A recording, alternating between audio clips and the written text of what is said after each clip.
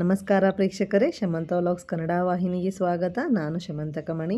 ಈ ವಿಡಿಯೋನಲ್ಲಿ 3-4 ನಿಮಿಷದಲ್ಲಿ ತಯಾರಿಸಬಹುದಾದಂತಹ ಇನ್ಸ್ಟೆಂಟ್ ಓಟ್ಸ್ ಮಸಾಲವನ್ನು ಶೇರ್ ಮಾಡ್ತಾ ಇದ್ದೀನಿ.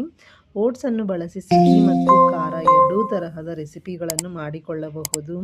ನಾನು ಇಲ್ಲಿ ಸರಳ ಇನ್ಸ್ಟೆಂಟ್ ಹಾಗೂ ಸುಲಭವಾದಂತಹ ರೆಡಿಮಿಕ್ಸ್ ಖಾರ ಓಟ್ಸನ್ನು ಮಾಡ್ತಾ ಇದ್ದೀನಿ. ನಾವು ಇದನ್ನು ಸಂಜೆಯ ಸಮಯದಲ್ಲಿ ಅಥವಾ ಸ್ನ್ಯಾಕ್ ಟೈಮಲ್ಲಿ ಮಾಡಿ ಸವಿಯಬಹುದು. ಹಾಗೂ ಡಯಟ್ನಲ್ಲಿ ಇರುವವರು ಬೆಳಗಿನ ಉಪಹಾರಕ್ಕಾಗಿ ಮತ್ತು ರಾತ್ರಿಯ ಊಟಕ್ಕಾಗಿಯೂ ಸಹ ತಿನ್ನಬಹುದು. ಹಾಗೂ ಮಕ್ಕಳಿಗೂ ಇದು ತುಂಬಾ ಇಷ್ಟವಾಗುತ್ತದೆ. ಶಾಲೆಯಿಂದ ಬಂದ ನಂತರ ಮಕ್ಕಳಿಗೆ ಸಂಜೆಯ ಸಮಯದಲ್ಲಿ ಮುಖ್ಯವಾಗಿ ಮಕ್ಕಳಿಗೆ ಕುರುಕಲು ತಿಂಡಿಯ ಬದಲಿಗೆ ಈ ಓಟ್ಸ್ ಮಸಾಲವನ್ನು ಮಾಡಿಕೊಟ್ಟರೆ ಇಷ್ಟಪಟ್ಟು ತಿನ್ನುವರು. ಈ ಮಸಾಲ ಓಟ್ಸ್ ಮಾಡಲು ತುಂಬ ಸುಲಭ, ಆದ್ದರಿಂದ ಇದನ್ನು ಯಾರು ಬೇಕಾದರೂ ಮಾಡಿ ತಿನ್ನಬಹುದಾಗಿದೆ.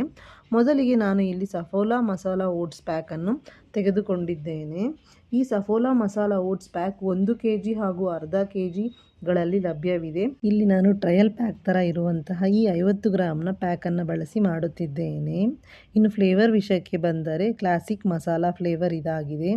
ಈ ಓಟ್ಸ್ ನಮಗೆ ಬೇರೆ ಬೇರೆ ಫ್ಲೇವರ್ಗಳಲ್ಲಿ ಕೂಡ ಸಿಗುತ್ತದೆ. Classic masala coriander, curry pepper, veggie twist ಇತ್ಯಾದಿ ಹಲವಾರು ಫ್ಲೇವರ್ಗಳಲ್ಲಿ ಲಭ್ಯವಿದೆ.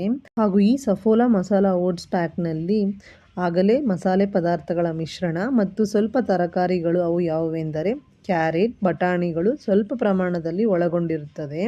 ಈಗ ಇದನ್ನು ತಯಾರಿಸಲು ಸ್ಟವ್ ಮೇಲೆ ಒಂದು ಚಿಕ್ಕ ಪಾತ್ರೆಯನ್ನು ಇಟ್ಟು 250 ಮಿಲಿಲೀಟರ್ನಷ್ಟು ನೀರು ಹಾಕಿ ಅಥವಾ ಒಂದು ದೊಡ್ಡ ಗ್ಲಾಸ್ನಷ್ಟು ಹಾಕಿ, ನಂತರ ಈ ಪ್ಯಾಕ್ ಅಥವಾ ಪೌಚನ್ನು ಕಟ್ ಮಾಡಿ ಅದರೊಳಗೆ ಇರುವ ಓಟ್ಸ್ ಮಿಶ್ರಣವನ್ನು ಹಾಕಿ ಮಧ್ಯಮ ಇಲ್ಲವೇ ಕಡಿಮೆ ಉರಿಯಲ್ಲಿ 4-5 ನಿಮಿಷ ಬೇಯಿಸಿ.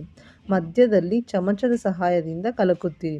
ಹೆಚ್ಚು ಉರಿಯಲ್ಲಿ ಬೇಯಿಸಬಾರದು, ಓಟ್ಸ್ ಸ್ಥಳದಲ್ಲಿ ಸೀದು ಹೋಗುತ್ತದೆ.